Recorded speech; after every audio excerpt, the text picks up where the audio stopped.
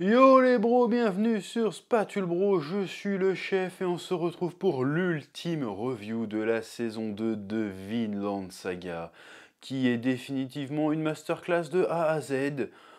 C'est mon animé préféré de la saison passée, j'ai kiffé chaque épisode, c'était incroyable. C'est une adaptation de toute beauté, donc on va parler de ce dernier épisode qui était émouvant, et qui était beau, qui était génial, aussi génial que le reste. Mais avant, petit instant autopromo, bien sûr.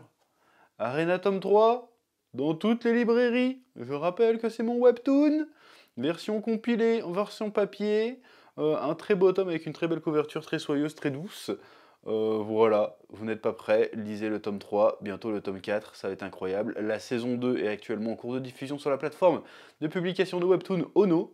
D'ailleurs, elle est dans le top 10 des séries les plus lues, les plus appréciées. Donc allez-y et mettez des likes, comme ça on va arriver dans le top 5, voire top 1, ça sera incroyable. Oui. Bon, alors, Vinland Saga, épisode 24, intitulé sobrement Retour à la maison, je crois que ça s'appelle. Retour chez soi, un truc comme ça. Ouais, j'ai une mémoire de poisson rouge, mais c'est pas grave. Donc l'épisode où Thorfinn retrouve sa famille en Islande, il retourne dans son village natal. Bon, évidemment, on s'attend à de la grosse chialade de retrouvailles et tout, et on est servi, on a de la grosse chialade de retrouvailles. C'est émouvant, c'est triste, mais en même temps ça fait du bien parce que cette saison a été très très éprouvante. Pour le personnage de Thorfinn et pour même nous en tant que spectateurs. Là, on a eu un épisode où il y a un peu de joie, un peu de bonheur, un peu d'espoir, un peu de... Voir tout est bien qui finit bien. Tu vois, il y a une espèce de happy ending. Bon, c'est pas la fin, c'est la fin d'une ère pour Thorfinn et le début d'une nouvelle, mais c'est pas la fin du manga ni de l'anime, loin de là. Mais on a un sentiment de conclusion que, en dépit de tout ce qui s'est passé, quand même, il y a de l'espoir, il y a du bonheur, il y a de la joie dans le monde. Et finalement, Thorfinn qui pense ne pas mériter le bonheur, la joie, tout ça, du fait de ce qu'il a fait dans son passé, et bah finalement il a le droit d'y goûter un petit peu, et ça fait plaisir de les voir heureux, c'est tout, voilà. Bon, on les avait déjà vus un petit peu contents plus tôt dans la saison, mais là ça y est, c'est du vrai bonheur, qui n'est pas conditionné par quoi que ce soit, c'est vraiment waouh, c'est bon, je retrouve ma famille, tout va bien, tu vois. Maintenant je vais pouvoir partir vers de nouveaux horizons, c'était cool, ça fait chaud au cœur, c'était stylé. Oui. Bon, et en fait, cette revue, elle va pas être très longue en réalité, parce que l'épisode est tellement bien que qu'est-ce que tu veux rajouter en fait? Qu'est-ce que tu veux rajouter? Évidemment, il y a un peu d'humour aussi, un truc qu'on n'avait pas eu depuis un petit moment dans Vinland Saga.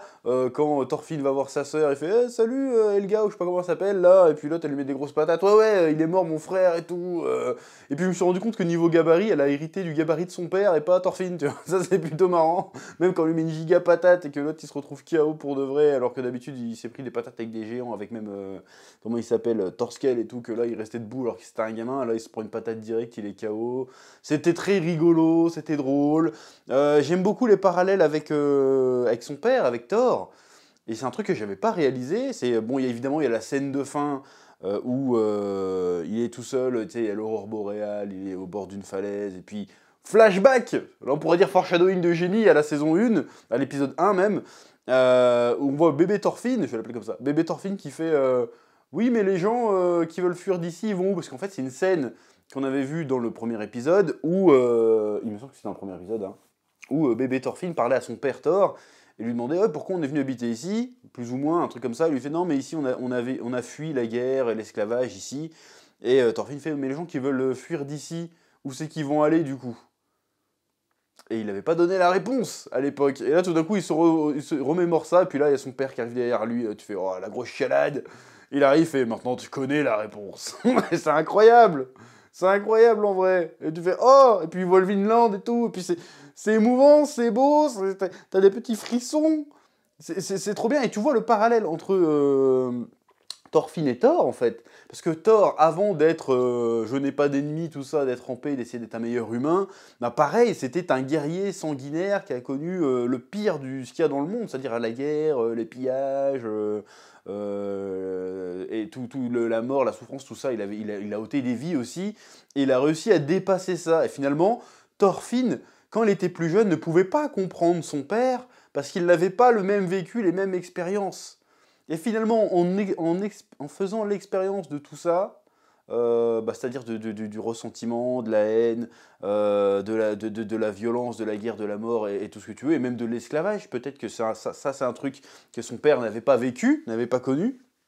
Et ben il arrive à comprendre son père et il fait le même parcours en fait. Sauf qu'il va très certainement, c'est pas du spoil de dire ça, mais il va aller un peu plus loin que son père dans ce processus, que son père avait fui jusqu'en Islande seulement. Et lui, il va aller encore plus loin, à la fois physiquement et aussi philosophiquement parlant, on va dire.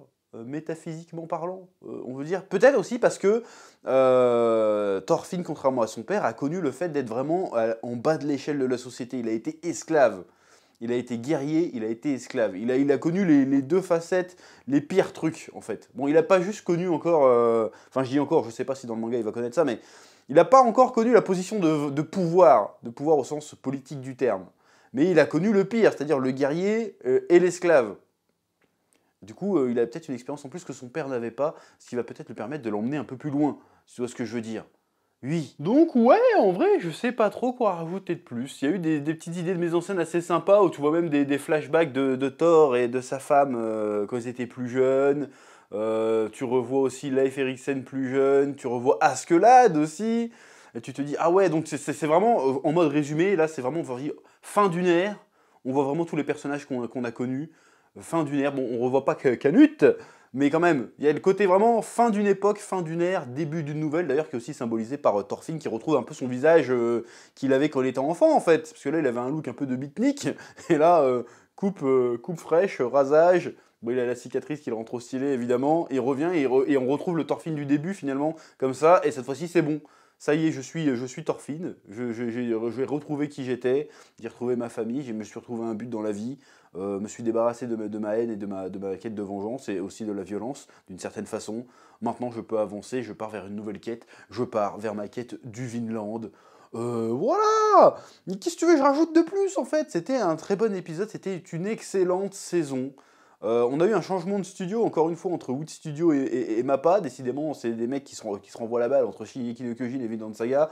Mais en tout cas, ils ont fait ils ont fait le taf. J'ai hésité entre faire le café et faire le taf. Ils ont fait le taf. C'était incroyable. Et vivement la saison 3, parce qu'encore une fois, nous ne sommes pas prêts.